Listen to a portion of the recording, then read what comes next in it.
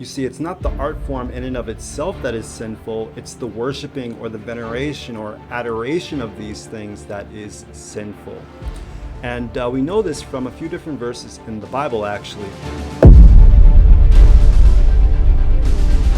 Alright, hello there and welcome back to another video by Zion's Watchman Media. And in this short video, we're going to be answering a very important question that some of you may have out there. And the question is, are pictures sinful? So with that being said, let's get into it. Now, the reason some people may have this question is because of what God said in the second commandment found in Exodus chapter 20, where he said this: "Thou shalt not make unto thee any graven image or any likeness of anything that is in heaven above, or that is in the earth beneath, or that is in the water under the earth." So because of this, people may wonder, well, are pictures sinful then because they are a graven image? Are things like paintings as well sinful, or things like sculpture? Any of these art forms, are they sinful? That's a very good question to have. But what one needs to realize here is that this commandment here, it's speaking about the worshiping of these things. This is why God says in verse 5 of Exodus chapter 20, he says, "Thou shalt not bow down thyself to them, nor serve them." You see, it's not the art form in and of itself that is sinful, it's the worshiping or the veneration or adoration of these things that is sinful. And we know this from a few different verses in the Bible, actually. For God actually wanted certain art forms to be made, and he commanded it at times. So for example, in Exodus chapter 25, verse 18, when they created the cherubims that went over the Ark of the Covenant, you have a picture right here of them. So this would be like a sculpture. So this is what God said about this, Exodus 25, verse 18. "And thou shalt make 2 cherubims of gold, of beaten work shalt thou make them, in the 2 ends of the mercy seat." Okay?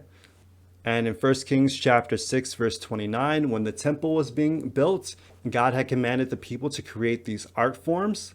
And he carved all the walls of the house round about with carved figures of cherubims and palm trees and open flowers within and without. So these would be graven images. God wanted these in his temple to decorate it. And also too, we have the story in Exodus chapter 21 where Moses created the brass serpent. We read right here in verses 8 to 9. It says, "And the Lord said unto Moses, Make thee a fiery serpent and set it upon a pole. And Moses made a serpent of brass and put it upon a pole. And it came to pass that if a serpent had bitten any man, when he beheld the serpent of brass, he lived." So God allowed Israel, because of their complaining, to be bitten by these poisonous serpents. But God is also a God of mercy, and he had Moses create this serpent of brass, which was ultimately a type of Christ or a symbol of Christ. And if the people would look to this serpent, they would live, this serpent of brass. So here we see that God actually did command at times graven images to be created, but it was never for the purpose of worshiping these creations. You see, it's not the art form in and of itself. It's not the painting. It's not the picture. It's not the drawing that is sinful. It's not the graven image. It's the worship of these art forms that creates the sin.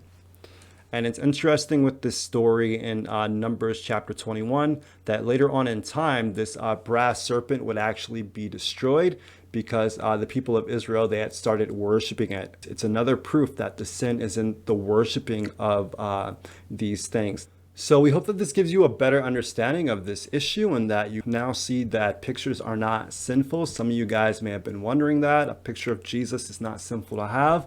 It's only when you start worshiping the picture. So with that being said, we hope that you enjoyed this video. And if you like this video and you want to learn more, be sure to subscribe below and to click on the bell, and we will see you guys in the next one. Until next time.